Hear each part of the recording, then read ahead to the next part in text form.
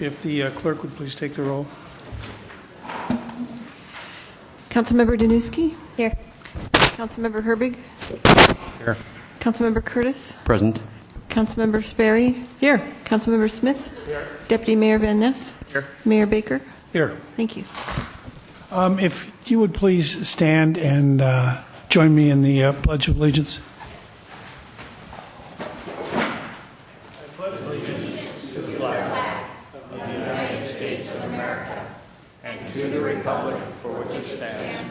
One nation, under God, indivisible, with liberty and justice for all. Thank you. Next item on the agenda is the approval of the agenda, but I want to make a couple of changes. And one is to bring the proclamation up after the approval, and then also to move the Imagine Kenmore discussion up to the first item on the business agenda. So if there are no objections to those two changes, hearing and seeing none, the agenda will stand approved as modified. So the next item on the agenda then has become the proclamation. And so basically this is the City of Kenmore proclamation on Sexual Awareness Month. And whereas Sexual Assault Awareness Month calls attention to the fact that sexual violence is widespread and impacts every person in this community, and whereas we must work together to educate our community about sexual violence prevention, supporting survivors, and speaking out against harmful attitudes and actions.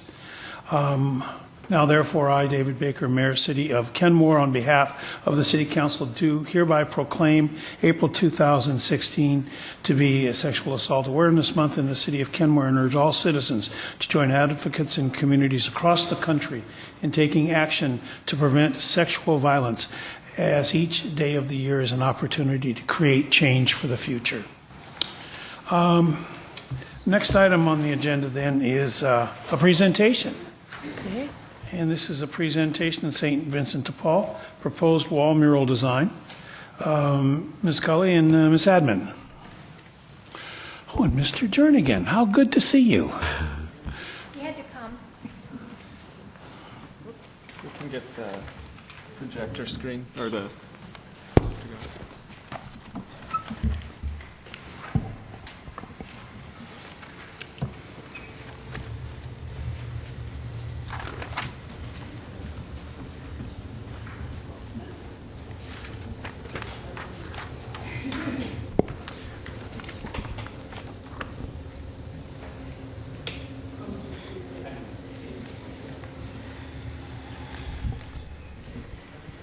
All right, good evening, Mayor and Council.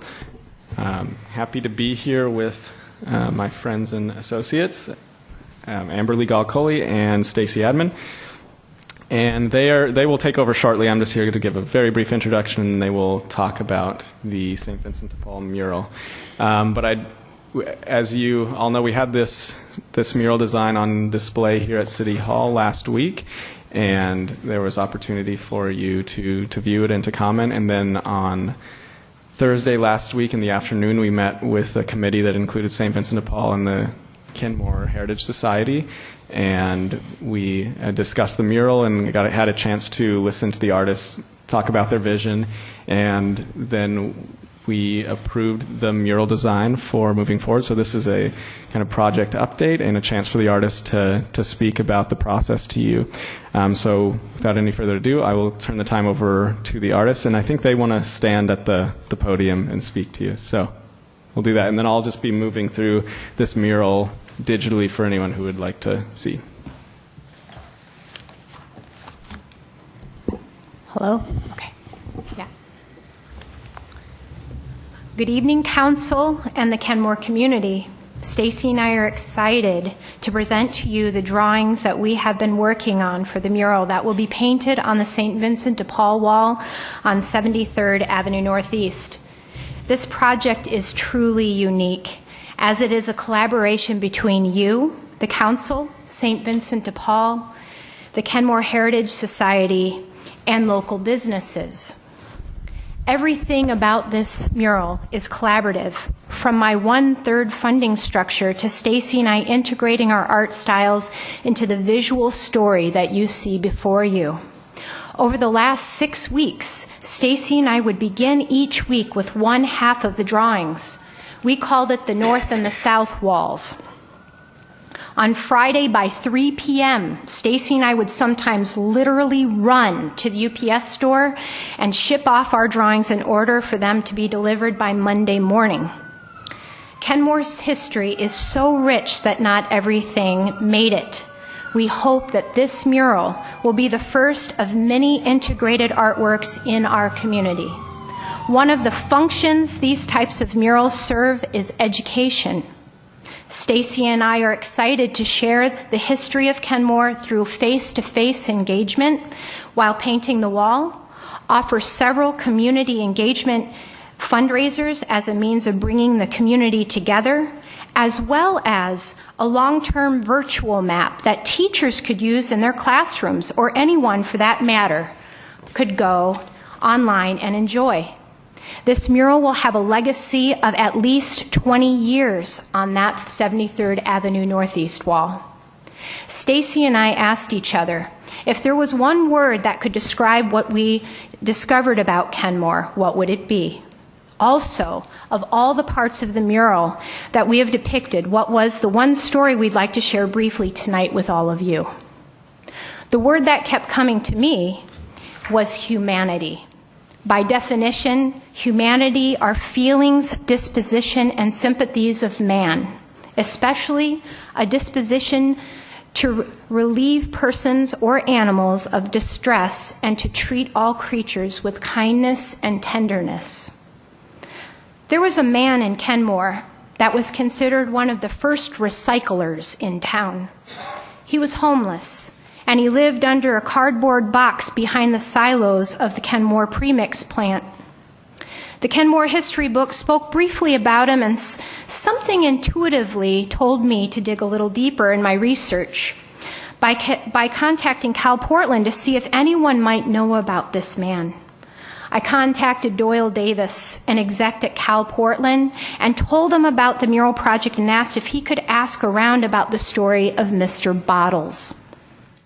Within 2 days, Mr. Davis had called and emailed me back explaining that the 4 separate board meetings with different levels of staff he spoke with, there were employees, as we speak, going through their attics, finding pictures of bottles. Mr. Davis went on to tell me that this question at his meetings of Mr. Bottles has galvanized and excited both young and old employees alike. One employee sent this short email I'd like to share with you. I have a salesman whose mother is 90 years old. He asked her about Mr. Bottles, and here is what she said. I talked with Mom, and she had some stories of Roger Smith, a.k.a. Bottles. Walt Halleck, the owner of Kenmore Premix, was out back one evening when one of the mixer trucks was dumping some return concrete in the landfill and heard a voice yell, "Stop! You're ruining my house." Bottles had made a plywood and cardboard house out back and no one knew it. After Walt found out that Bottles was a loner and had no money and just the shirt on his back, he took Bottles out and bought him some new clothes.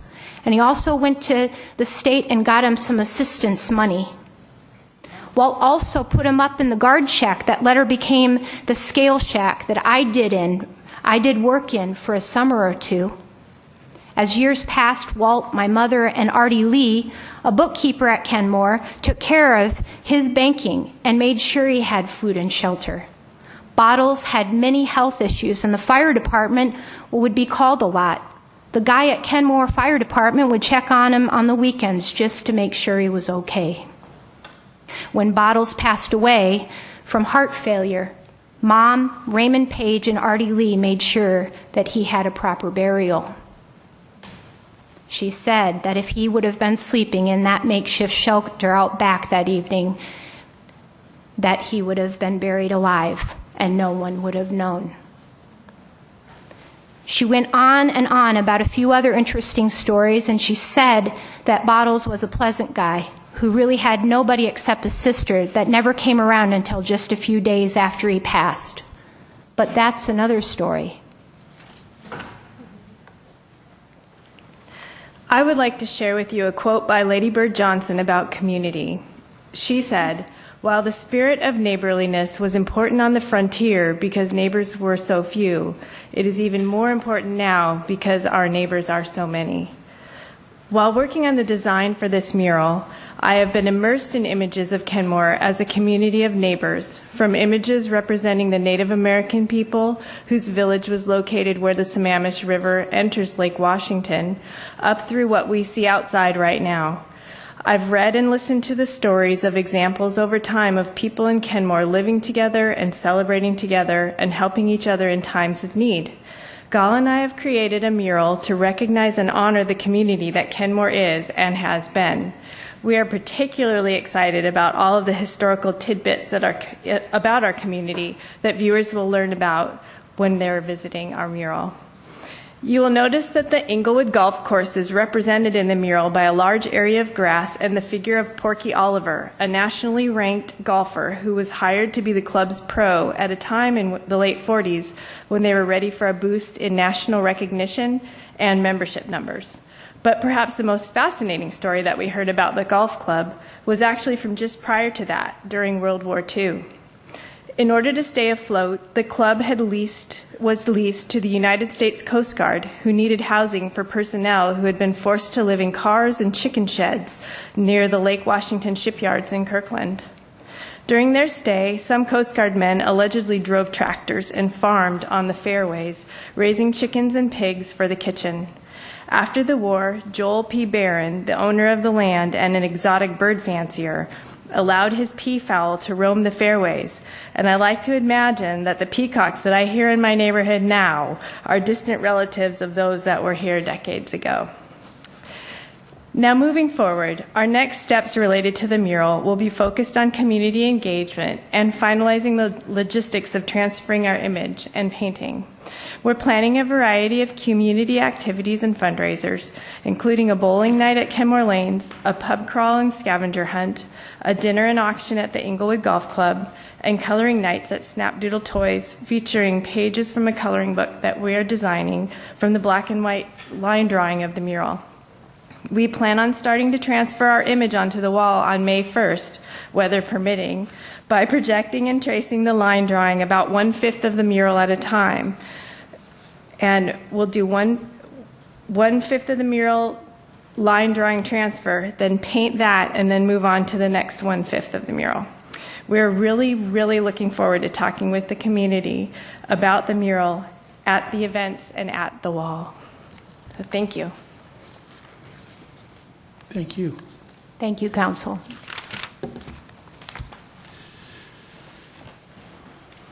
All right, next item on the agenda is citizen comments. This is an opportunity to express your views on issues that are important to you and to the community. We ask you please to limit your comments to 3 minutes. We have a new system now.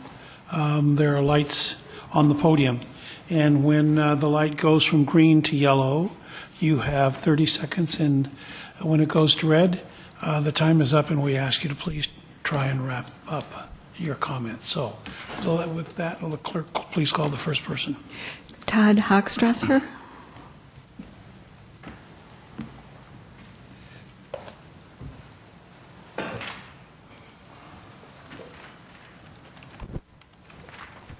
First, I thought you were going to get a bunch of rants tonight, but it's going to be mostly raves. I recently spoke with some of your city engineers. Would you please state your name and address? Oh, I'm Todd Hochstrasser. I live at 6114 Northeast 204th Street in Kenmore. Now, recently I talked with some of the city engineers, Zach and Brett. Kudos. We talked about some safety issues on the streets. Within 2 days, they put up those message boards. I still don't like where they're put. I live 7 blocks further that way. Oh, well. Kudos to Lori. We talked about 181st Street. Guess what appeared in the Kenmore newsletter? There was an article on people being safe and walking. That doesn't mean they're going to be. Now, Brett, you're the bicyclist and pedestrian. That is still a big problem in this city. I work 522. I live up 161st, and we got a lot of dumb, stupid, idiotic morons. How do we fix this? Go back to the schools. Have the fire department have a bicycle rodeo for the kids and the adults. Have people wear the safety vests. In the beginning, we did that for the kids. What about the adults? They're about $30 a shot. We got some things I don't like the pot shop. Oh well, could be worse. Now, I think you guys are doing a fairly good job up here. Thank you, Alan. I trust Rob because of some of the things I've seen happen the last bit. Now, my question, and it's still a big question, Nigel partially answered this, is the sidewalks on 61st, about 193rd, both ways because of the big bumps. I'm going to do some research, and Nigel told me to check this out because they may have come up with a solution to keep the trees and put the sidewalk in. This I'm interested in. Those trees are a detriment. I had to walk down there one day, and I almost took a header. My neighbors can't walk across there. So I said my piece for today. Those neighborhood meetings are a good thing. I went to one. Brett and Zach did a pretty good job. And keep the maps around with the red pens because that makes a difference. So, thank you. Thank you, Mr. Hofstrassen. Elizabeth Mooney.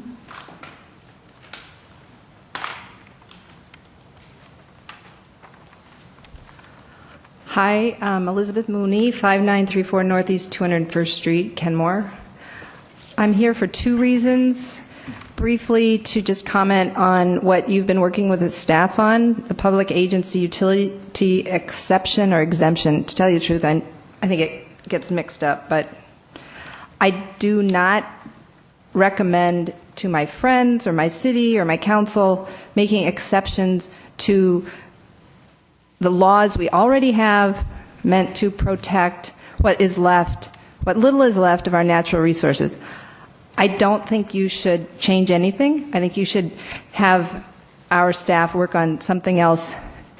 And if you need to put a ball field somewhere, way back when this issue came up before, and Mr. Kasaguma was talked to by Todd Bergman, I think at the time Todd Bergman was talking about moorlands. I don't know much about it, but I would stop going forward on this until you talk to some other people about St. Edward Park, the wetlands, and just put it on hold until you have a big meeting with the people who are really worried about it. I'm worried about changing the law and destroying wetlands, and mitigation does not work, and I can find you evidence if you want. Mitigation does not replace wetlands. There's evidence of that we had back in 2002.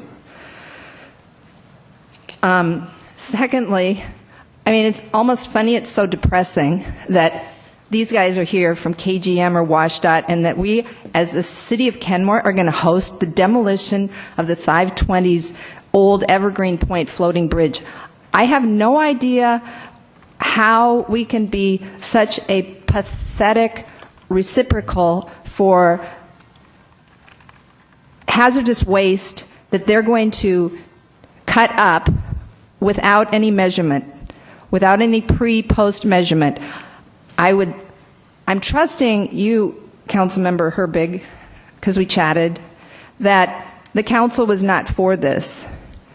If that's true, I don't think they have done the environmental scrutiny that they should have done before planning to come in here and tell you how they're going to do it. First of all, you have toxins out there that are not supposed to be disrupted. I don't think they're planning to have their barges test whether or not they're disrupting the toxins, the dioxins, et cetera, that are in the Kenmore navigation channel. Who's going to pay for that later? Public health safety. And second of all, who's going to monitor the air? The old bridge, and I talked to an expert today about this, is filled with at least asbestos. So if they cut it up to put it on the trucks, like Mayor Baker told me, that doesn't mean that they're going to monitor the air before and after. And none of this has been scrutinized. You should say no. Thank you, Ms. Mooney. Patrick O'Brien. Patrick O'Brien, 6330 Northeast 181st Street. I am also a strong opponent of doing any rezoning at St. Ed's. It's been financially proven that a hotel and restaurant will not be the moneymaker for that site. In fact, the money will be generated out of selling shares by the Daniels Group to Chinese investors, anybody that's looking for a visa. So that is not a self-sustaining enterprise. It is a wonderful gizmo for getting rich people to invest and get visas for the United States. How wonderful. But that also is going to preclude about 80% of the parking spaces going to the hotel and not the currently used by the public, which I advocate over a new use. Secondly, the dredging that would be needed to get any part of the bridge down here where you're going to break it up or bring it in trucks, I would suggest that they're going to try to dredge it here, would be 25 feet plus, and that is in excess of what the Army Corps of Engineers did in their study when they found significant levels of dioxin in the water. I mean, you're basically heading for your own headache, and you're causing it to yourselves and to the taxpayers of Kenmore. And as pointed out, there's dioxins there. The whole project, including the Lake Point project, is a Superfund site. And if you persist in trying to utilize that site, and it goes to court as a Superfund site, and you're named as one of the defendants, that's also not going to be very good for the city of Kenmore. So do everything you can to prevent the city of Kenmore from getting in that very expensive litigation. Then you also have a non-prescribed remedy for all of the changes to the Lake Point site where they're adding gravel. It's pretty obvious what they're doing. They're moving stuff around every day, placing more gravel down. That's been observed and photographed. So now we're talking about the aerosol of asbestos in the air. You have no metering, which Jerry Paulette advocated for, did not pass. You have no bag house. You have no filtration. You have an open vat, basically a cauldron that you're going to remelt asbestos-laden pavement, asphalt into, and that is going to go into an aerosol for people to breathe. I can't think of a more dangerous scenario to subject the people of Kenmore to than something that does not have filtration, metering, or anything. And all this is a change of use from what the original prescription was for zoning, and the use of this is now a demolition site. Thank you. Thank you, Mr. O'Brien.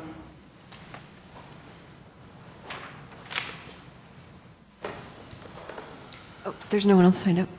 Anybody else wishing to be heard? Anybody else wishing to be heard on public comments?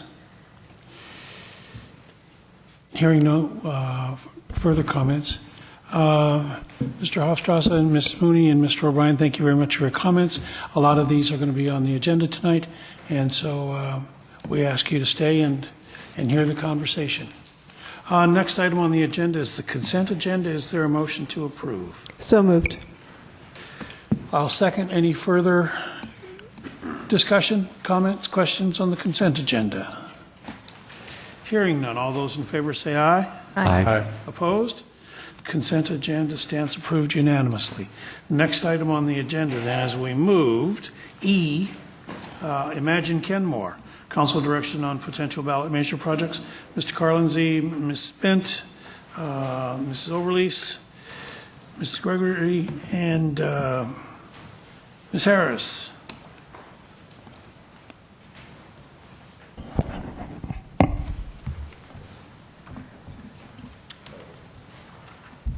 Good evening. Please give me a minute to pull up the slideshow here.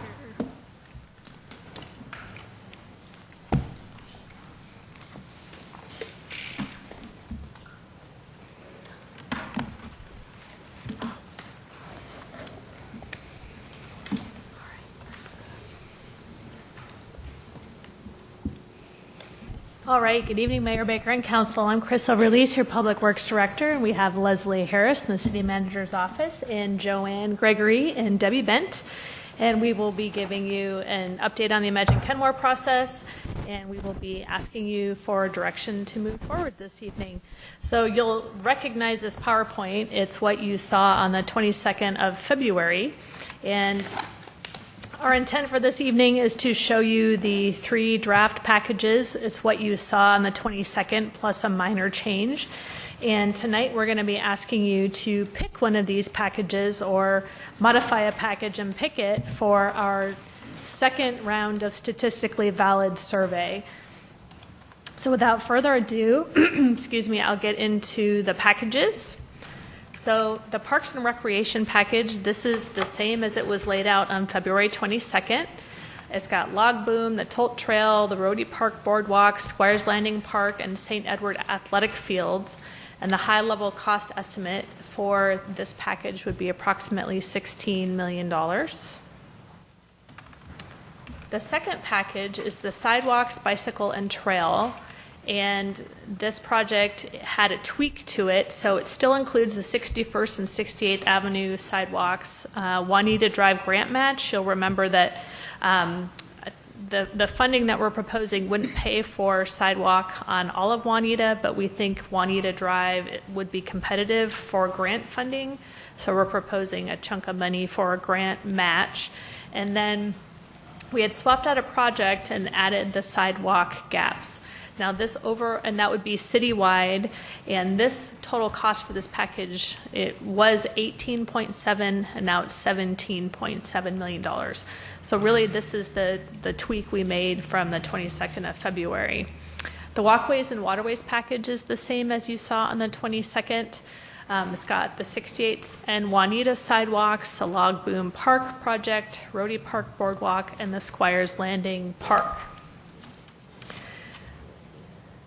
So those 3 projects are what we just talked to the community about. We did have our open house tonight from 6 to 7 o'clock.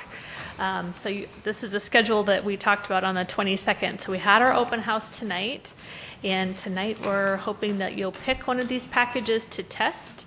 That statistically valid survey, we've been talking to EMC Research and our Burke team, and we think we can get the survey going in March, early April, and then we would see what the statistically valid survey says, and should council decide to, pick a package, we could talk about the fall ballot if we so choose. So with that, we're all here to answer questions about projects, kind of however you would like to move forward, Mr. Mayor. So, yeah, just one thing. I think there were some comments brought up about knowing where the survey was from because of the problems we ran into last time with an out-of-state phone number and this, that, and the other thing to try to sort of at least provide some clarity to the respondents who's calling. Yeah, we've been talking to EMC Research about the potential of using a 425 number, a 206 number, and if possible, even something that says City of Kenmore. Wonderful. Questions? No questions? All right. Councilmember Sperry, you look like you might want to say something. Well, I see the next steps here, and so are we looking at possibly getting some results back in April, as early as April or May? What would the thought be? My understanding is the results would be relatively quick, so I'm thinking we would get results if we can get it out here in March, we should be able to see results April, early May. Okay, thank you. So you're looking for us to choose one of the packages to go out and sample? Yes, just one. All right. Councilmember Smith? I'd make a motion that we pursue package number 3. I'll second that. Moved and seconded. Any further discussion? So since we do have a motion, we do have a second on package number 3. In hearing or seeing no further questions or discussion, clerk, want to take the roll? Councilmember Herbig? Yes. Deputy Mayor Van Ness? Yes. Mayor Baker? Yes. Councilmember Danuski? Yes. Councilmember Smith? Yes. Councilmember Sperry? Yes. Councilmember Curtis? Yes. Thank you. 7-0. Point of clarification, Your Honor. So we didn't number these, but the walkways and waterways was third in succession, so I'm assuming it's the walkways and waterways. Walkways and waterways. I Yes, think we're all in thank agreement with that. Good clarification. Great. Thank you very much. Thank All you. right. Thank you. All right, next item on the agenda then is SR 520 Bridge project update. Mr. Hampson with the WashDOT staff and KGM staff.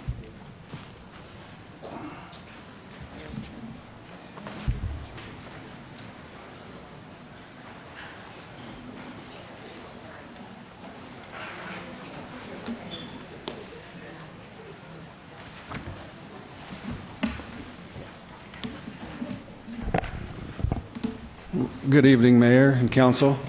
Tonight we have an opportunity to have a update on the SR 520 floating bridge project. As we know, that the portions of the bridge components that the KGM Kiewit General Manson was constructing at the site is done, and so they're on to their next phase. And it's been a few years since they've been here and gave you an update in the community update, so we thought it'd be a good time to have them come in and answer any questions and give you an update on the project.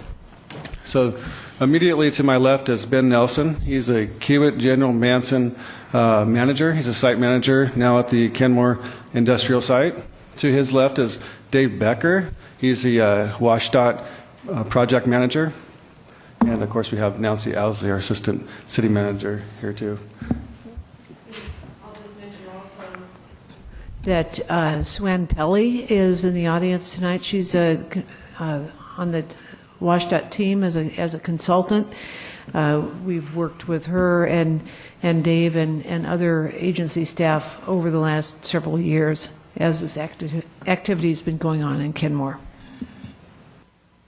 So with that, I'll just turn it over to Dave and let him get started with his presentation. All right. Thank you, Brian. And thank you to the council for inviting us to appear tonight and talk a little bit about the project as well as things that are coming up in the near future. So what we thought we'd talk about is a little bit of an overview of the 520 program. You've seen this before, but we always like to kind of present that again. Give an update on the Wobbin project, which is the project that's connecting the floating bridge into the Montlake University of Washington area, as well as give an update on the floating bridge, and then once we're complete with the presentation, answer any questions that you might have. So one thing I would discuss before we get into this, I think yesterday was a good reminder again why we actually have the new floating bridge being built. As you're aware, the storm, I think we had gusts around 55 or 56 miles an hour. It actually damaged the floating bridge, the draw span. There's guide rollers that when we operate the floating bridge and open the draw section, they're guide rollers that do that. And one of them was damaged yesterday, so we had to shut the bridge down to traffic until early this morning. So with a new floating bridge, we take that draw span out of commission. We don't have a draw span. The bridge should be able to withstand winds that are far exceeding what we saw yesterday. So it's just a reminder again why we're replacing that floating bridge. So the program overview, as you can see before you, consists of a number of projects in varying states of completion. We have the pontoon construction project on the far right. That's where we built the spine pontoons for the new floating bridge. It was completed in 2015. The East Side project running through Bellevue, Medina, Hunts Point, and the other points communities was completed in 2014 and opened to traffic. And so the next big milestone is coming up this spring when we open the new floating bridge. And we'll talk a little bit about that timeline here coming up. Then the other project that connects the floating bridge into Seattle, the West Approach Bridge North, that started construction fall 2014, and we're looking at opening it to traffic in the summer of 2017. And then the good news that we received from the legislature, not this current session, but the past session, was they fully funded the remainder of the work in Seattle so that we can now complete the work all the way to I-5. So that's an important key component that we have now. So once the floating bridge opens, and it's a little bit confusing how we do this, the floating bridge project itself, the one that Kiewit General Manson has, actually ends in the lake. It ends in basically short of the existing structure that we currently ride on. So there was a smaller contract called the West Connection Bridge, which you see out there, that connects into the floating bridge, it takes the floating bridge into the existing alignment. That is actually complete, and once we open the floating bridge, we'll have 2 lanes of traffic in each direction on that West Connection Bridge tying into the old alignment of 520. In the summer of 2017, when we opened the Waban project, we'll actually put 3 lanes of westbound traffic on the West Approach Bridge North, the new structure, and then we'll have 3 lanes of eastbound traffic on the West Connection Bridge. And that'll be in place for roughly a year or so until the next phase of construction starts. And then we'll unfortunately have to go back to 2 lanes in each direction.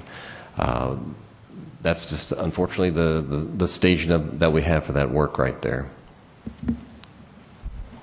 So this is just a photo of some of the work that's underway in the Seattle side.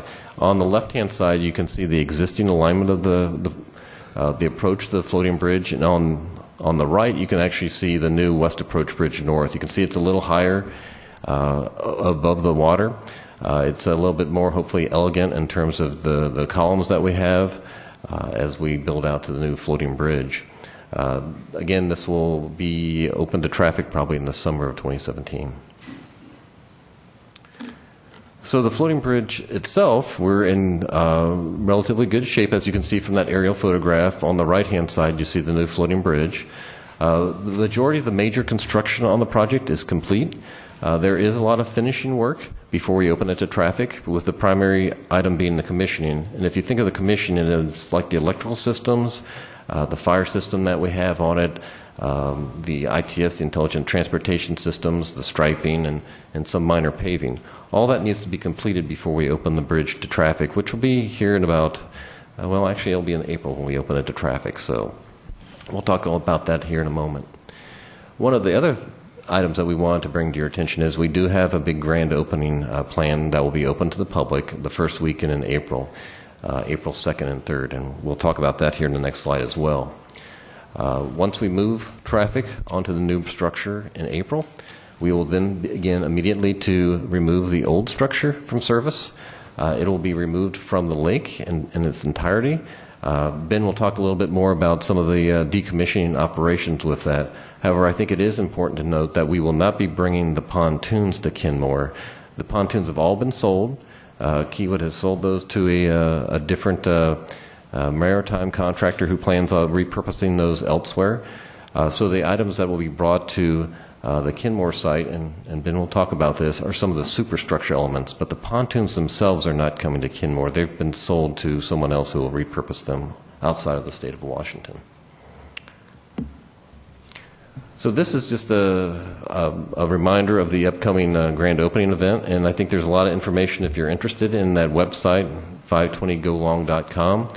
But there are several items that are of interest. We do have a 10-kilometer fun run that will occur on April 2nd in the morning.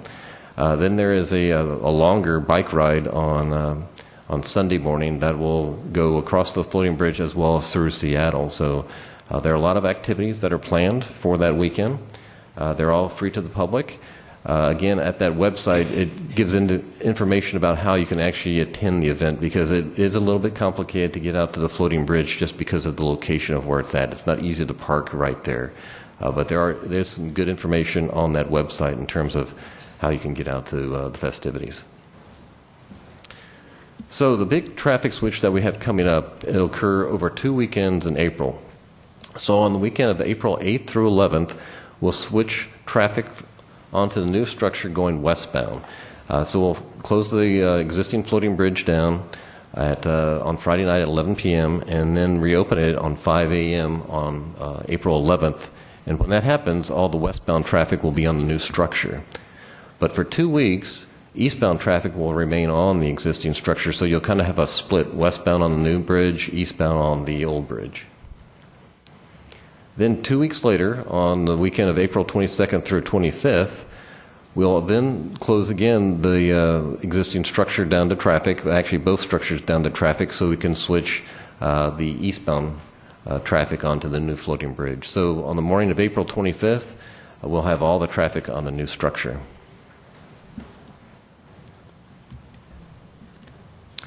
So one of the things that we did want to do on the new bridge, we're installing a number of plaques on one of the sentinels up the east side There'll be plaques representing all the areas of the state that provided a lot of benefit that were instrumental in constructing the new floating bridge. And the city of Kenmore was instrumental in a lot of components that were key to the structure, including the anchors that hold the bridge in place, as well as the deck panels that compose part of the low-rise portion of the floating bridge. And so a new plaque will be installed on the floating bridge along with other plaques, just recognizing the various areas of the state that were instrumental in the structure. And we just included this photo of when Mayor Baker and others were out to witness the final installation of the deck panels for the floating bridge. So just to kind of recap next steps, here in April, we will have the event open to the public for the floating bridge to celebrate that. Then we'll switch traffic. By the end of April, we'll be on the new floating bridge, and then we'll begin the removal of the existing floating bridge from Lake Washington. Then in the summer of 2017, we'll have the new West Approach Bridge open to traffic, and then we'll continue on over the next years, beginning in 2018, with construction of additional work in the Seattle side as we make the march towards I-5 to make that full connection of the 520 corridor. And with that, I will turn it over to Ben Nelson. Hello, my name is Ben Nelson. I work for Kiewit General Manson, and I'll be working on the demolition of the existing SR 520 floating bridge. I'll also be running or in charge of the Kenmore facility here.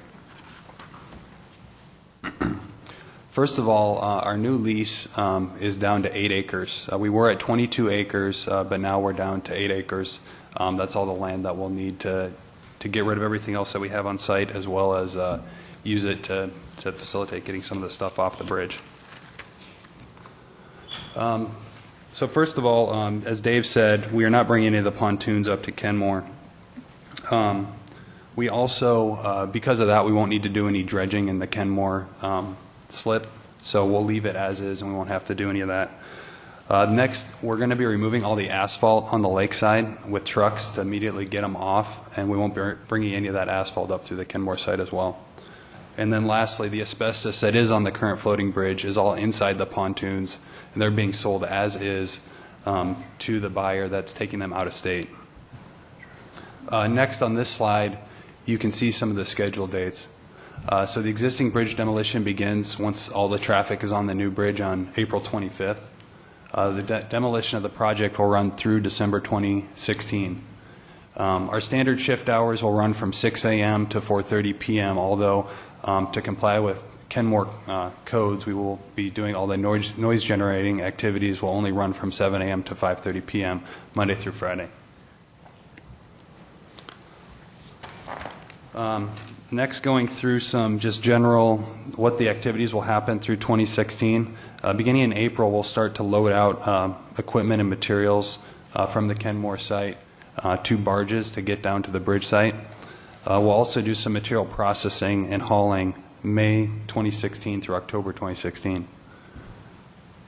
So I think most of the material processing, yeah, right here. So most of the material processing that will happen in the Kenmore site is essentially taking the large pieces of concrete that we'll be picking off from the existing floating bridge, somewhere between 50 tons and 100 tons, and we'll be picking them onto land, and we have to break them up into truckable pieces. So approximately we'll break them up into basketball-sized pieces so that we can load them onto trucks. At this time, we'll also separate the steel so that we can recycle as much material as possible. Approximately 16,000 cubic yards will pass through Kenmore. Next, expected haul routes. That 16,000 cubic yards breaks down to approximately 1,100 truckloads. So if you break that down, if we were to haul evenly on every single day, it's just over 8 trucks per day, although some days we'll have more and some days we'll have less.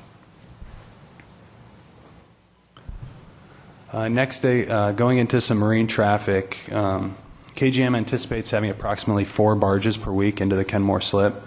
KGM is very committed to continue to follow our best management practices and coordinate with local businesses while bringing the items into the slip. As you can see on this slide, we have some best management practices that we've already committed to doing and we will continue to do. Using the anchorage areas north of Lake Washington to minimize the level of congestion. operating barges through the deepest part of the navigation channel, lowering vessel speeds to minimize vessel thrust, using small boats to assist to reduce the tug propeller used and thrust, and then using radio communication to coordinate activities with Kenmore Air. We also have already and will continue to use our land-based crane to reduce any derricks coming into the slip. Some additional environmental compliance issues that we're making sure we continue to do is our stormwater permit. You might have seen the advertisement in the newspaper that we have redone a new permit. That's mainly because we reduced down to 10 acres of land, or down to 8 acres of land, 2 acres of water. We're also going to continue to use all the typical BMPs and maintenance that we have been doing. On this slide, you can see how we track and monitor all of the tug traffic into the slip. We document all these processes, do the GPS on the boats to make sure that we are compliant with all the rules that we've already committed to. We're very sensitive in the turbidity of the lake, and we'll continue to do that. We also have taken different soundings throughout the area, and we'll continue to do that and do a final one at the end before we leave. See, last, some additional environmental compliance. We're going to continue to do dust control. If we have any dust generating activities, we're going to mitigate that by using water. We also are compliant with all the Migratory Bird Treaty Acts, as well as Tier 2 chemical reporting. And then, as I stated earlier, we're going to follow the Kenmore Municipal Code 8.05 with construction noise and limit our work hours.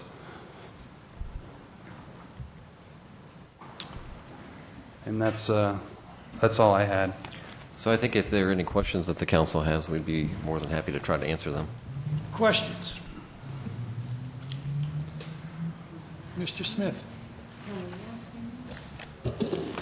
Thank you for coming here this evening. I have a couple of questions. One, can you tell me why this wasn't presented when we were originally presented the work that was going to be taking place here?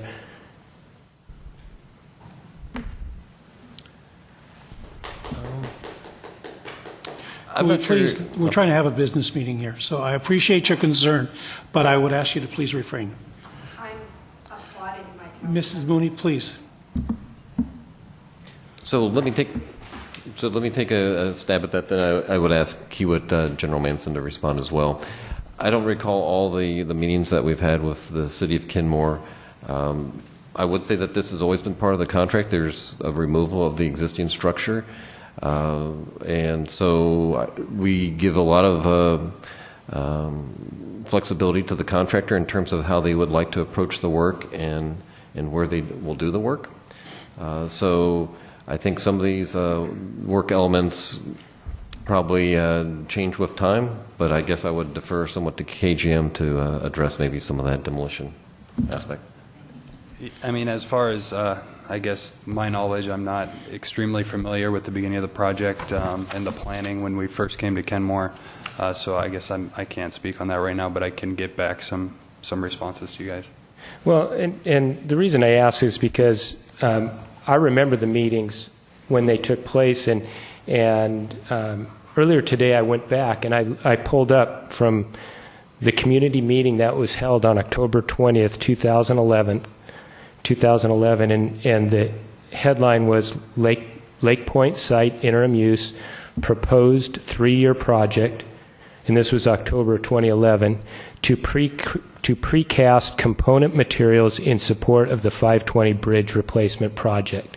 And I bring that up because I look at that and I look at the agenda bill also that was associated with that, and there was no mention of this whatsoever, and it's a relevant part of it. And not only that, it was supposed to be a 3-year project, and we're at we're in March 2016, and now you're here to tell us that this is going to start in about 2 weeks, and we had no information. And so and the fact you have a new lease going from 22 to 8 acres tells me that obviously there's discussions and plans to do it, but that because the lease terminated on the prior lease, and none of this was brought forward. And I would say it's relevant because it may have even impacted the initial process that would have taken place, almost 5 years ago in how this was permitted.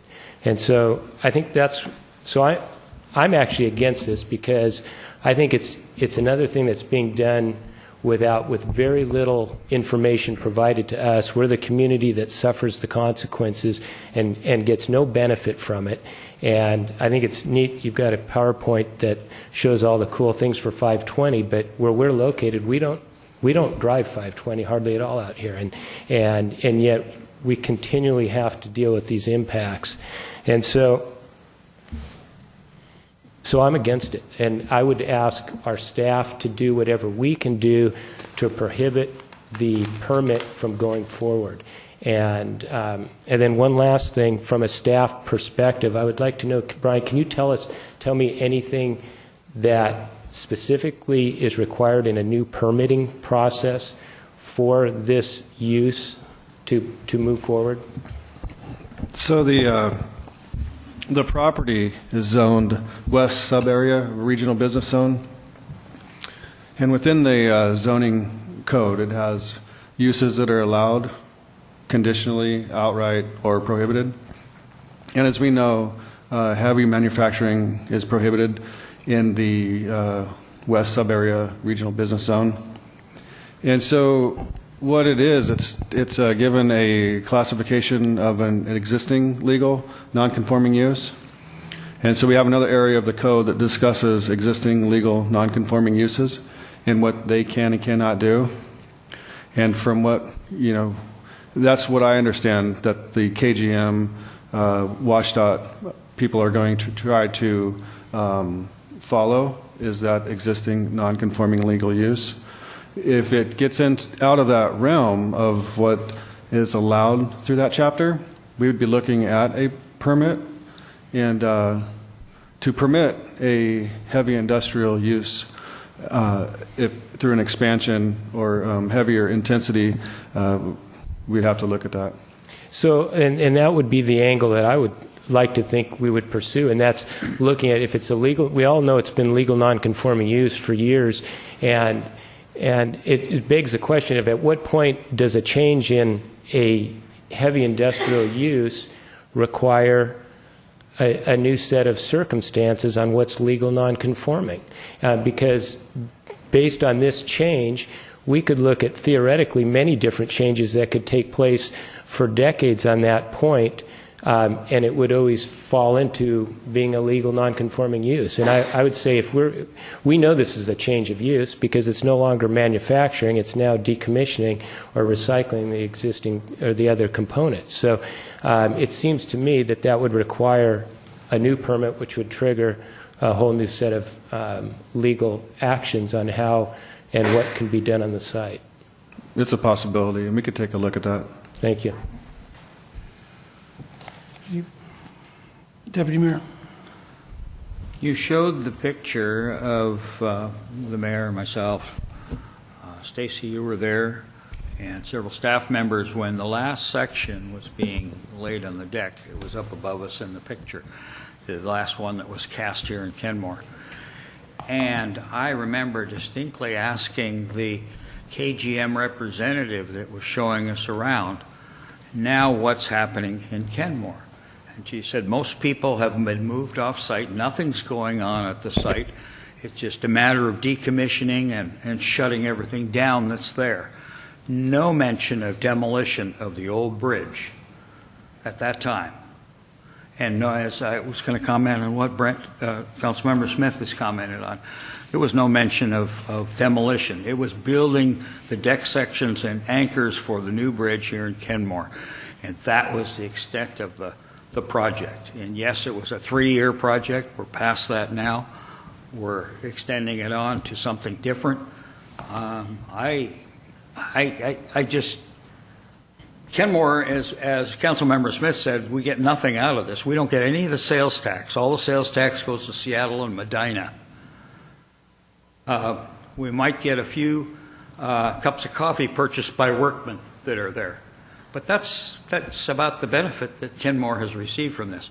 I'm worried about the demolition process and the dust that's created, the noise that's created.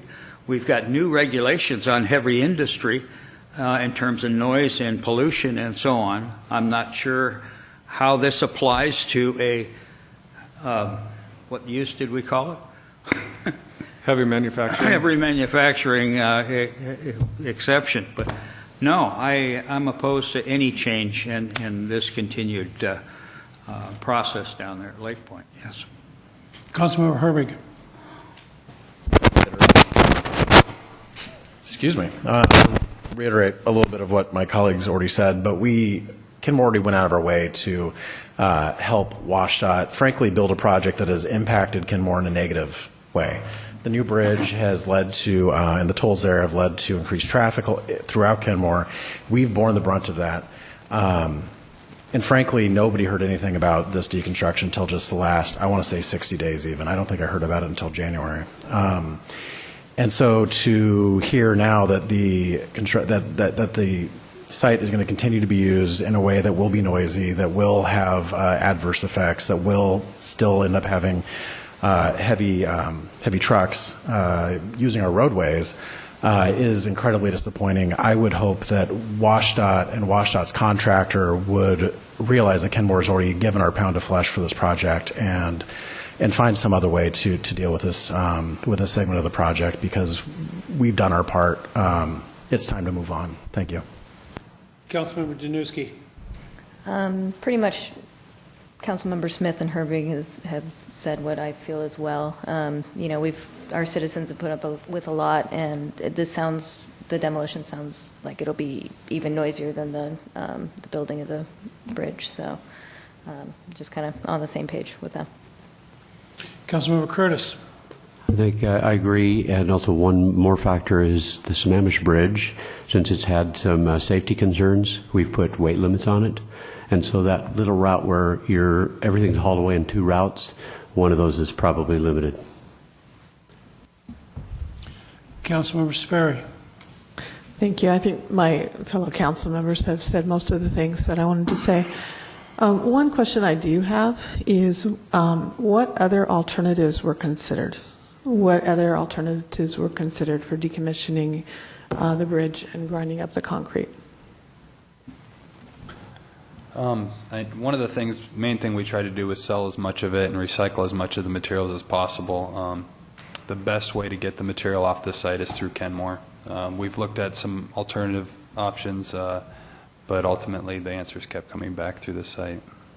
So what was it about this site that made you wanted to come back here to do this different type of work? It's really the only site on the lake that we can load out the material. So what you're saying is there's no other place on Lake Washington to bring the concrete to, which is obviously big pieces to grind up and make smaller. I don't quite know what to say to that other than, I do think one of the things that is always difficult is to surprise people. And we actually knew nothing about this, and I know you're the messenger, maybe perhaps not the decision maker, until a citizen told us about it. And, that doesn't really feel very good. And it's also, it may be the only place on Lake Washington where you could easily barge the material to. But, it's a heavily populated city, and the difference between pouring concrete and sawing it up is quite a bit. And so that is a great concern to me. So I have a number of questions. We've been through the whole council now. So I want a clarification of hours, because I saw two different things, right? I saw that noise was going to be from 7 until 5:30 Monday through Friday. Yeah, but not every day, and not those full hours every day that we're here. But those are the maximum extent where you're going to be generating Correct. noise at those Correct. hours. Yep. But then another place I saw it from, what was it, 6 until 7. 6 until 5:30. Or, okay. But I mean, there was a different slide that had a different set of hours on it. Yeah, the municipal code says we can work from 7 to 7, but we're most likely going to work from 7 to 5:30. So just to be clear, we understand that you're the messengers. Mhm. And you're sharing information. We really appreciate that you're here sharing information with us. But as you can tell, there is a number of us that do have some grave concerns. The other thing is, I'm still a little bit unclear. You say the pontoons contain the asbestos and those have been sold and moving off-site as is. And what you're going to do then is road deck. But I've been hearing that the road deck is actually going to be ground up underwater. No. No, all we're doing is we're removing the superstructure off of the pontoons so that they can be floated out of the lake. And then the pieces from that superstructure is going to go onto barges. They'll be taken up to Kenmore. We'll offload them at the Kenmore site to truck them to recycling facilities. So then the asphalt in that you said was going to be disposed sorry. somewhere else? Yeah, the asphalt will be ground at the lake site before the bridge Is that what's going to be ground underwater, is the asphalt? It won't be underwater, It'll it'll be on the bridge deck. It'll be on the bridge itself. All right, so what is the schedule for deconstruction work in Kenmore, specifically that period with the most intense noise and barge traffic? Mainly May to October. Okay. And fabrication is really one thing, but having used bridge materials come through here, with all these decades of auto-related substances embedded in this, really quite different. And how do the environmental documents describe or discuss this activity?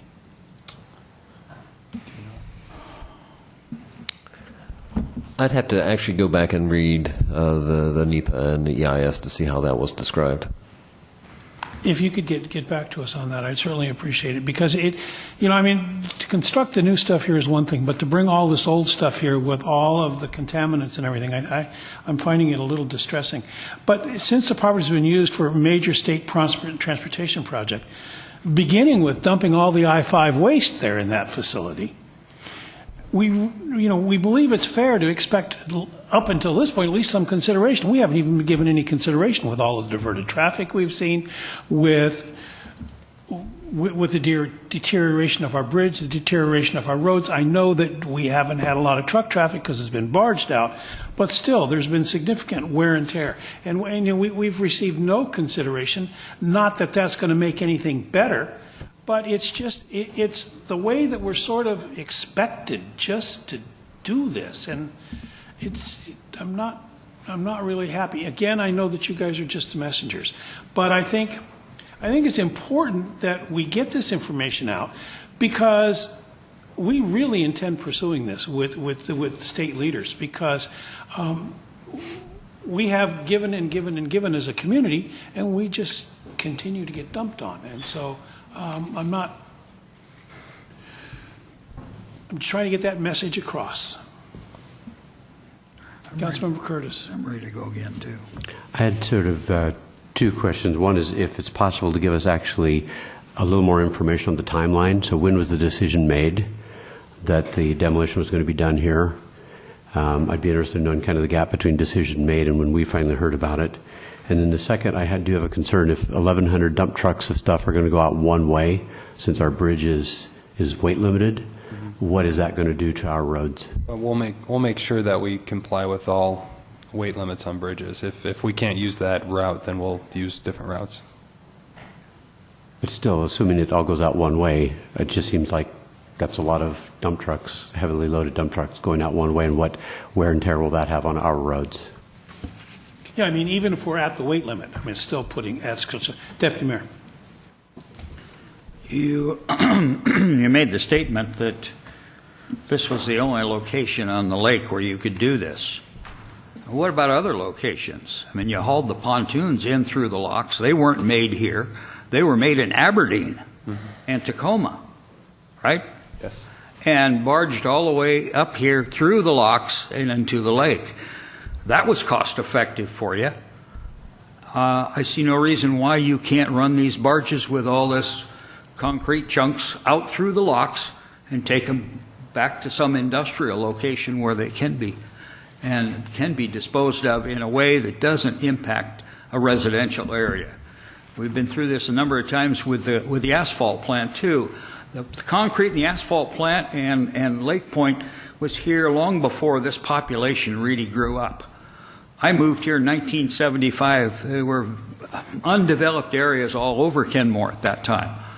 And that's about the time that everything started here in Kenmore, down at the industrial site. So the only reason I can think that you chose Kenmore over any site outside the locks in Puget Sound or Aberdeen, you could barge this stuff all the way to Aberdeen. You got the pontoons up here that way. The only reason you wouldn't want to do that would probably be the cost of doing so. Now, getting back to cost, the fact that you could build the deck sections and the anchors here in Kenmore saved the state of Washington a pile of money in this construction project. And again, Kenmore got nothing out of it. All the sales tax goes to Medina and Seattle, not to Kenmore. So I think that you ought to consider some other ways of disposing of this material. I don't want the pollution, I don't want the dust, I don't want the noise here in the city of Kenmore, especially since it wasn't part of the original project. Totally new to us here in Kenmore. All of a sudden, well, this is a continuation of the bridge construction project. No, this is deconstruction of a bridge. A totally separate project. Maybe it was in the original contract. It wasn't in the original lease, so you wouldn't have to redo the lease for a smaller pad. So I think you ought to try to revise your plans and find some other place to do this. It might cost more money, but by golly, we saved the state a ton of money on the building of the bridge in the first place. So that's my say.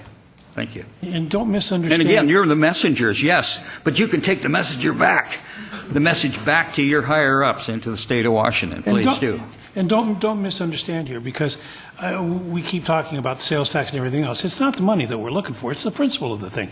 It's the way that we're just not being kept informed. You say one thing and then it comes back with something else. Let's go, Councilmember Herbger, then Councilmember Smith. And this might be a question more for staff, but with the recently passed B&O that we passed for heavy industrial, do we expect that the activities that we're describing here would net us anything? Would the activities here fall under that, and would we expect to get some income? We'll have to look into that. It really just depends on the definition for the heavy manufacturing business, and if this is what they're planning on doing is meets that definition, then I guess it would be they would have to pay the B&O tax. But after tonight, we can go back and have discussions about exactly what is going on with the project, and I think let you all know. Councilmember Smith. Yes, and I'm not sure I heard the answer on it, and so I wanted to ask you, Mr. Becker, you said you had reviewed the environmental impact statement in NEPA, and can you tell me, did that specifically address the demolition and the deconstruction of the bridge? I need to go back and look at it. I'm sure that the environmental documents, it was all part of one contract, so I'm sure they addressed it somehow. I'd have to go back and look at the details of it, though. And so in that, it would have to specify Kenmore, is that correct? In order for it to be an accurate assessment, wouldn't you have to know where the location is? Again, I'd have to go back and look at it, to be honest with you. Okay. I would love to know the answer to that. Thank you. Councilor Sperry, do you have anything? Are there any other potential surprises, like any other parts of the bridge that you're going to want to build here or something? I mean, is there anything else we should be prepared for? Not that you're aware of? Okay, the west one's not going to be, okay, just asking.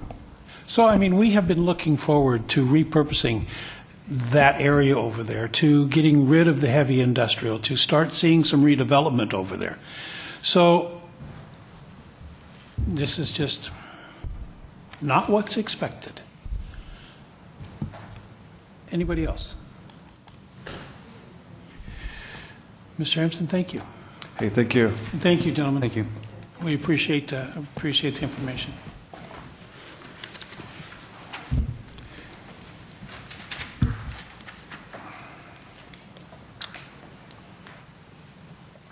All right, next item on the agenda. Discussion proposed changes to the public agency utility exemption, the PAUE, on the city's critical area regulations. Kenmore Municipal Code KMC 18.55. Ms. Bent.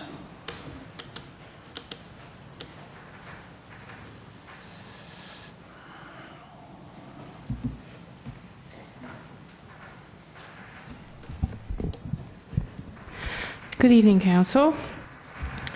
So we're here tonight to get your direction on proposed changes to the Public Agency and Utility Exception, PAUE, to the city's critical area regulations. And if you recall, we were here on February 22nd and you had a public hearing on the proposed amendments. And following the public hearing, you asked staff to take a look at several changes to the proposal, and you wanted to take a look at that proposal before giving direction on whether to then move forward with an additional public hearing and consideration of an ordinance.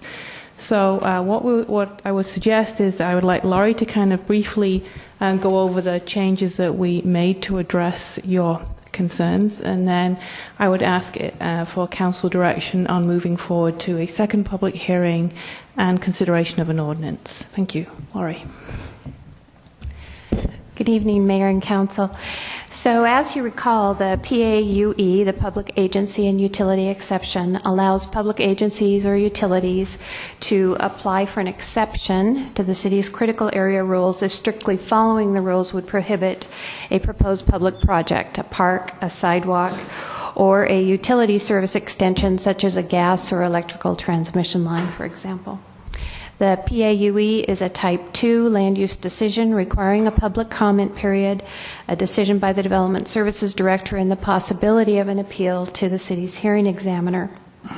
The Washington State Department of Commerce includes the PAUE in their sample code provisions for drafting a critical areas ordinance, and most of our surrounding jurisdictions have a similar exception, including Redmond, Woodinville, Sammamish, Bothell, Lake Forest Park, and Seattle. The PAUE applies throughout the city except in areas covered by the Shoreline Master Program. Those are areas within 200 feet of Lake Washington, the Sammamish River, and Swamp Creek and associated wetlands. Prior to adoption of the city's new Shoreline Master Program in 2012, the PAUE was available for use in shoreline areas. However, the new Shoreline Master Program eliminated this opportunity. The additional information you requested on existing wetland mitigation requirements was included in your packet. That was Attachment 1. And Attachment 2 was revised language as requested.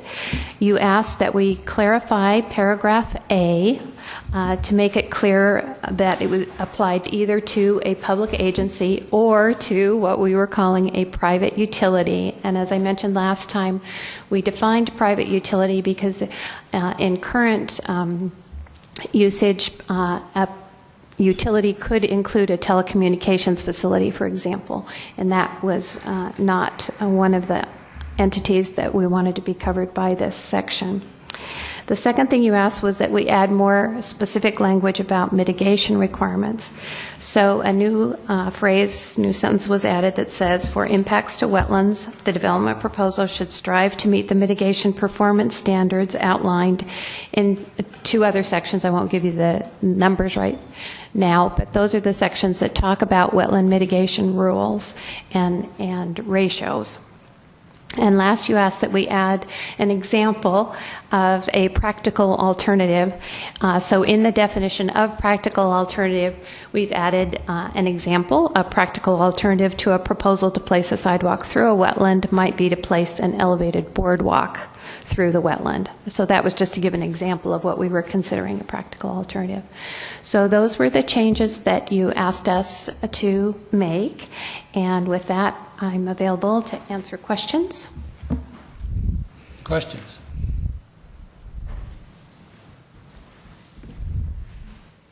Councilmember Curtis. I'll just comment. I do appreciate the changes. I think it's more clear, and I think we've fallen on the protect the environment side of this law that's open to us, and so I'm much happier with this than how it was last time. Councilmember Herbig. Yeah, just another comment. And I'm just going to reiterating what I think I said a couple weeks back when we first discussed this. I would much rather just have this apply to necessities, things like utilities and sidewalks, and not luxuries like parks. All right, any further comments? Questions? So basically, then you want to know if we want to move forward with another public hearing, is that correct? That's correct. Bring this an ordinance forward, a revised ordinance. And the soonest we could do that would be at your March 28th meeting. So then you would like a motion to move forward with a public hearing and to bring a draft ordinance forward, is that Yes. correct? Yes. Okay. So, just so we're clear then, we are proposing that a draft ordinance be brought forward and another public hearing be called on the 28th. Is there a motion to that effect? So moved. So, motion, second. Okay. Any further discussion? All those, clerk, please take the roll. Councilmember Curtis? Yes. Mayor Baker? Yes. Councilmember Danuski? Yes. Deputy Mayor Van Ness? Yes. Councilmember Smith? Yes. Councilmember Sperry? Yes. Councilmember Herbig? Yes. 7-0. Thank you. Thank you. All right. Thank you very much. Next item on the agenda. Come on, you can do this. 181st Street Sidewalk South Project Update and Pre-Authorization to Award Construction Contract. Number 16-C 1517. Mr. Vaughn. And Mrs. Overlease.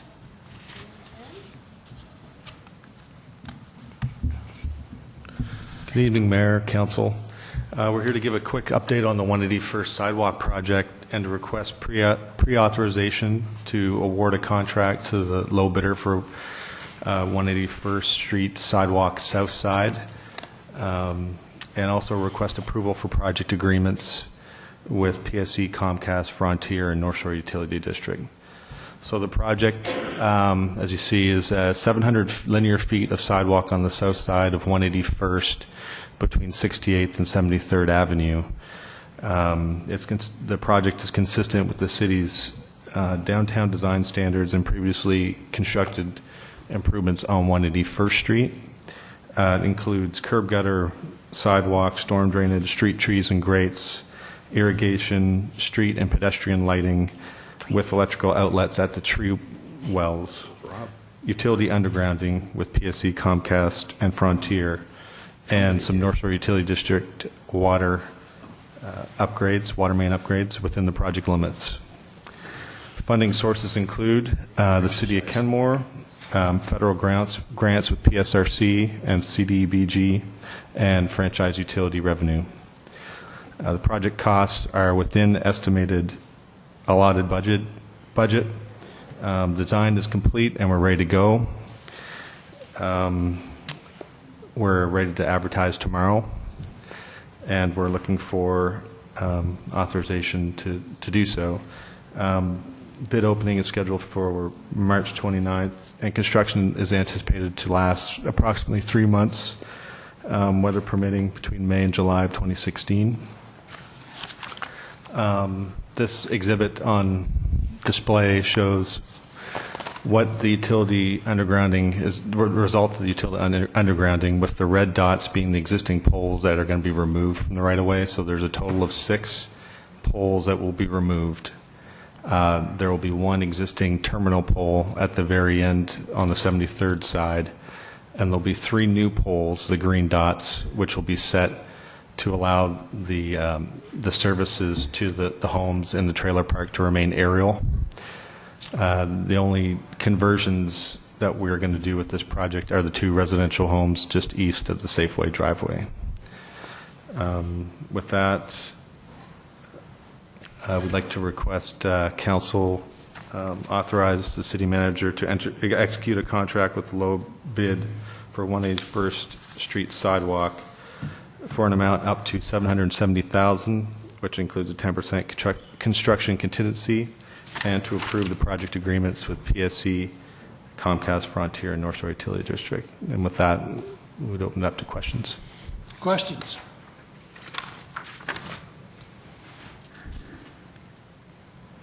Hearing no questions, and the chair would entertain a motion to authorize city manager to execute a contract with successful low bidder for the North 181st Street Sidewalk South project for the amount up to $770,000, including a 10% construction contingency. Is there a motion? Excuse me, I thought I heard Mr. Vaughn say that he wanted to include the utility project agreements. Is that true or no?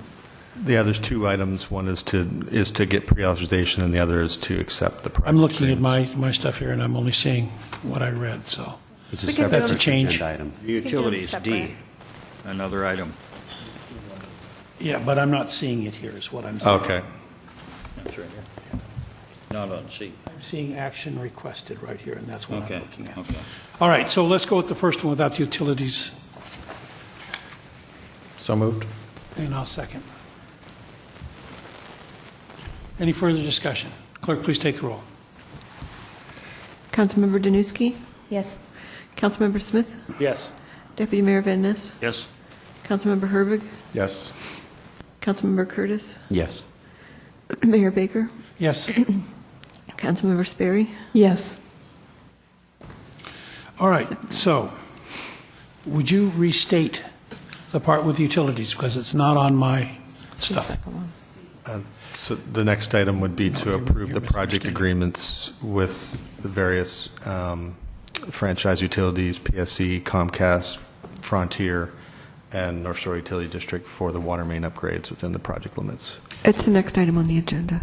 Oh, it's a next item. Yes. Yeah, it's another item. Got it.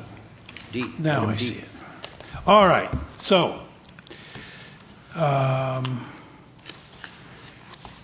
the chair will accept a motion to approve the Northeast 181st Street Sidewalk South project agreement with the North Shore Utility District, Frontier, Comcast, and Puget Sound Energy. Is there a motion? So moved. Second. Moved and seconded. Any further discussion? Hearing or seeing none, clerk, please take the roll. Councilmember Smith? Yes. Councilmember Herbig? Yes. Councilmember Curtis? Yes. Councilmember Sperry? Yes. Councilmember Danuski? Yes. Deputy Mayor Van Ness? Yes. Mayor Baker? Yes. 7-0. All right. Thank you. Now, going back to the agenda, it just became clear as mud, so thank you. Sorry. Thank you. All right. City manager.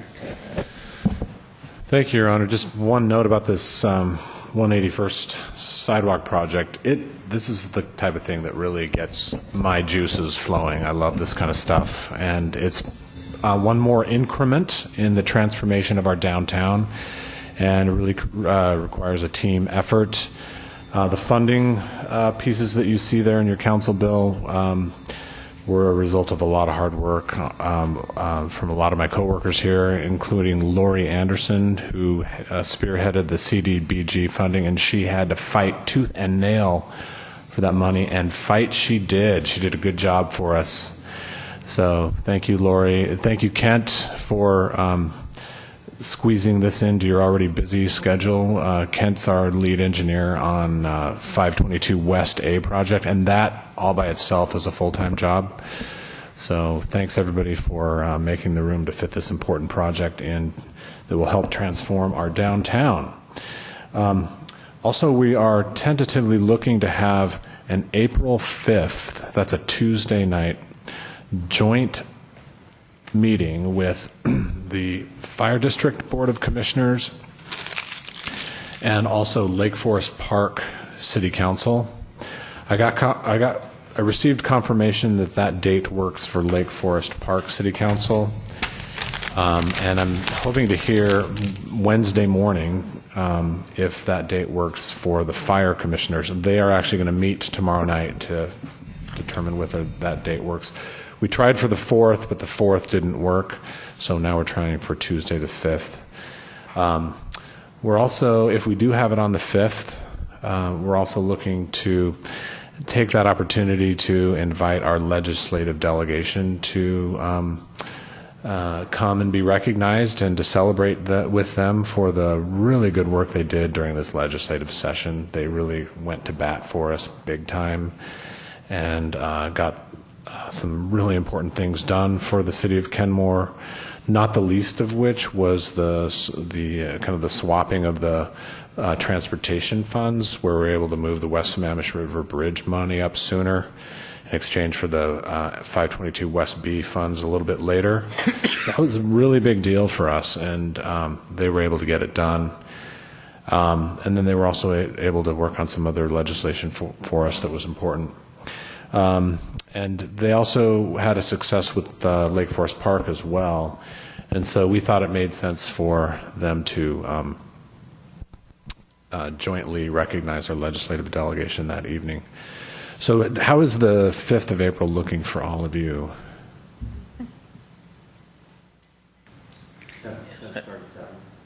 You know, I think with recognition of our legislators, maybe 6:30, something like that.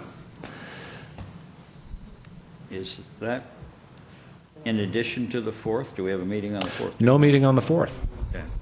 Mm-hmm. Okay, and then, so we'll hear from the fire commissioners whether that works. But even if the fire commissioners can't make it, I'm still thinking about moving forward anyway. I got to think about that, though. So, also, we're looking to do a city council budget retreat in June. Those 2 Friday, Saturday dates that I threw out are not working that well. So I'd like to talk to my coworkers and to the mayor about some other options in June. So stay tuned. And that's all I have. Reports, comments, initiatives. Councilmember Smith. I'd actually like to add a few comments regarding the discussion tonight on the industrial use of the property at Lake Point. And it is not clear to me what can and cannot be done there. And I also would like to think long term we are not going to have industrial uses at that site.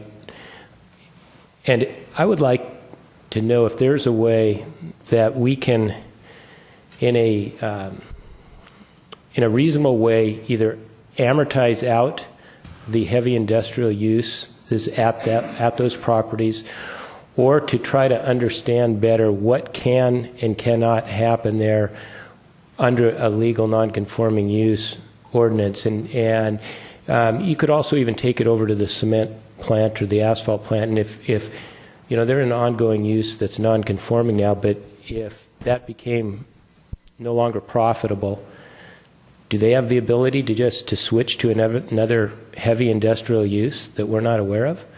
And I think these are things I don't know, but I think it's a bigger discussion I'd like us to have, and I'd like us to be able to set a reasonable expectation for all of us as policymakers, but also with where we are with the property owners to understand that, and maybe well, not maybe, I know this is something that probably a number of you haven't even thought about, but it's something that has been on my mind, and I'd like to see if there's a way we can kind of advance the further demise of the legal non-conforming use. Councilmember Sperry. Nothing to add at this time.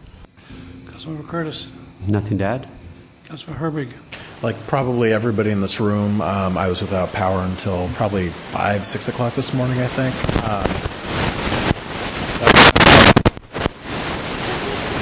A very electric personality, though. He's trying to strike you by lightning. And I'll be going home tonight and probably cleaning out some of the more perishable things from my fridge. And with that on my mind, and an email that came in from a Kenmore resident, I wanted to just check in with staff. I know we had brought up the idea with the franchise agreement expired with PSC. We had discussed briefly looking at other service providers for electricity, and I just wanted to check in and see where things were with that. Yeah, Nancy Owsley, our assistant city manager, has reached out to Seattle City Light and had discussions with them about the possibility of them providing service. Nancy, do you want to give an update on that at all?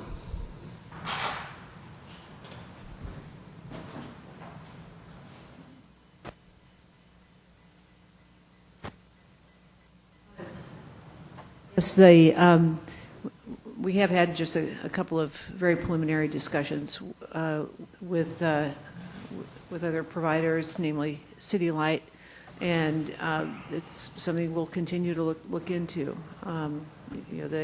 The franchise agreement with PSE is a non-exclusive franchise, and so it behooves us to explore all the options that are out there.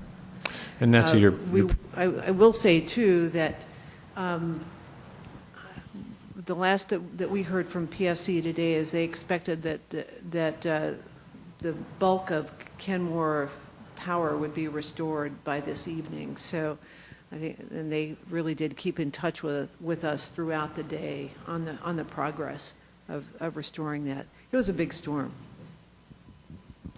Yeah, their communication with us is exponentially improved. That we received multiple emails throughout Sunday and Monday. So, Nancy, the preliminary reaction you got from Seattle City Light was interest, right? They were open to it.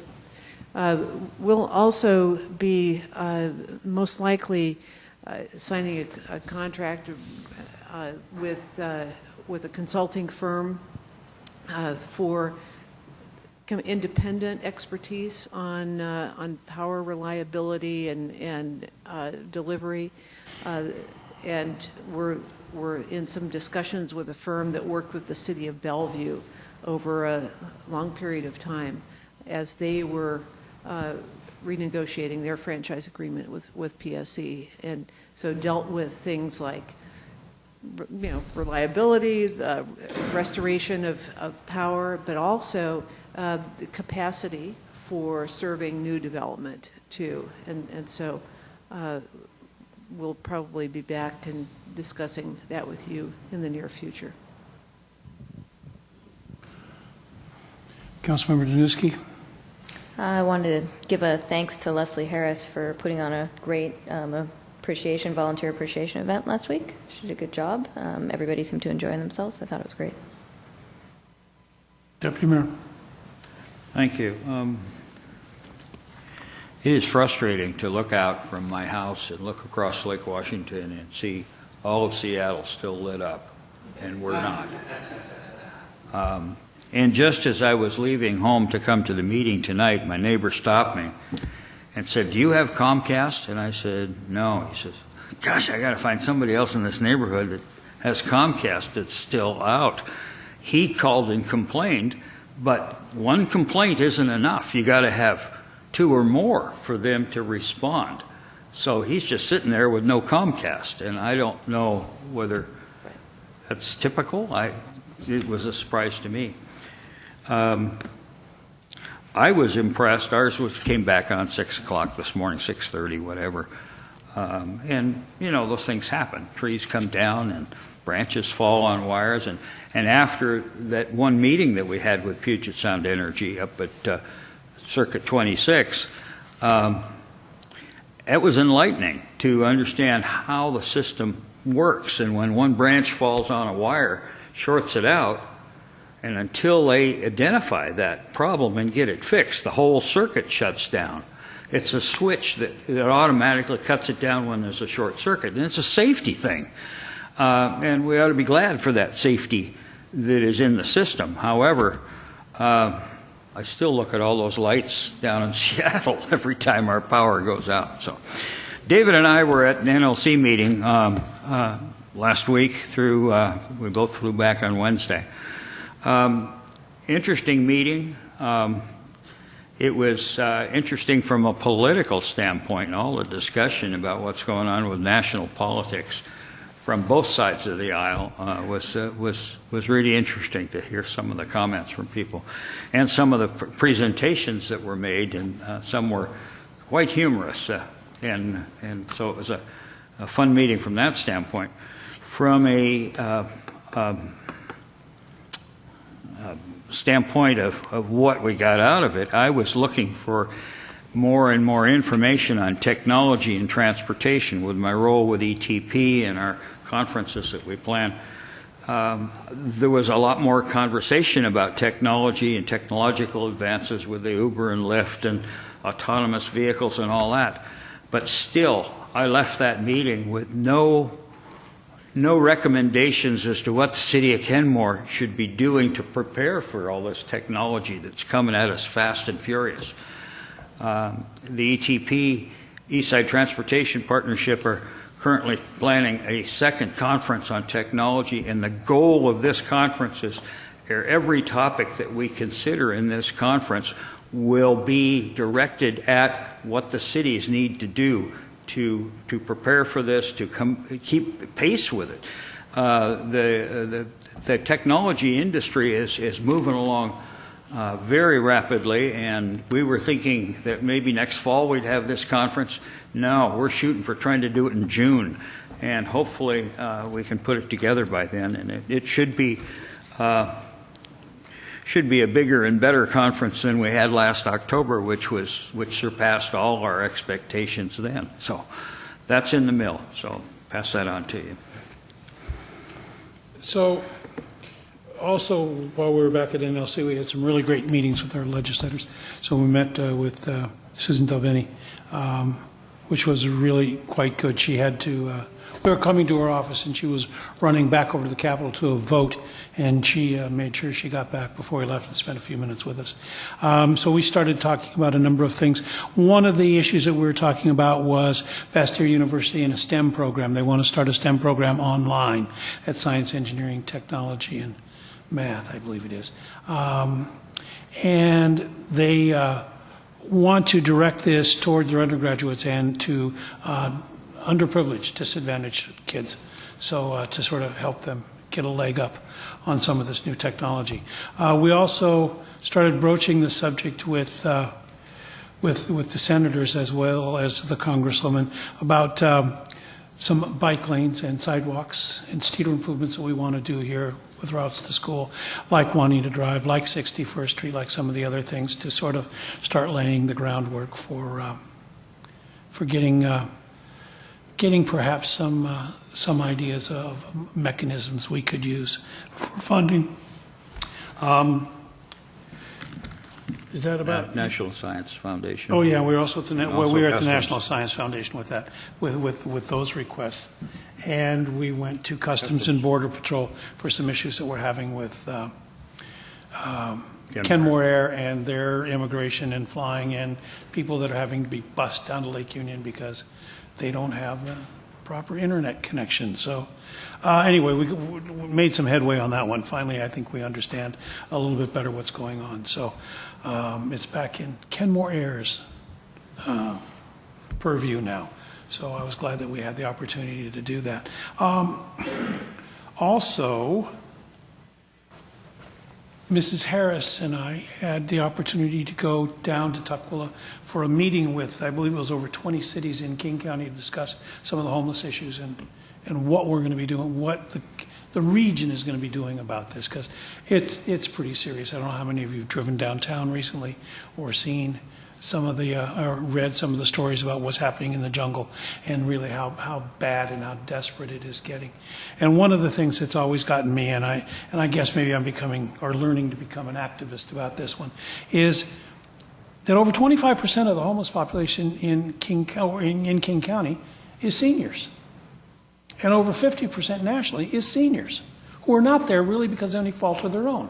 Perhaps their spouse was very sick and ate up all their money in medical bills. I mean, any number of reasons. And imagine people who've lived and paid into this society for their entire lives now having to make a decision every night. Do they want to eat or do they want to take their medication?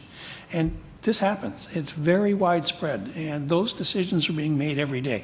So anyway, that one I thought was a good meeting. And There's an opportunity for this council to go to a Sound Cities meeting on the 30th of March at Inglewood. There's going to be a dinner there, so it's close by, no drive. And we're going to be having a number of legislators in. Louis Moscoso up next door. We're Senator David Frocht, one of our own, and a number of other legislators to sort of discuss what went on this last session. So it's going to be a really good program. 30th at Inglewood. So just let Nancy know if you're interested in going, and Nancy Meehan will make that happen. The last thing I have is next Monday, 21st. Pictures.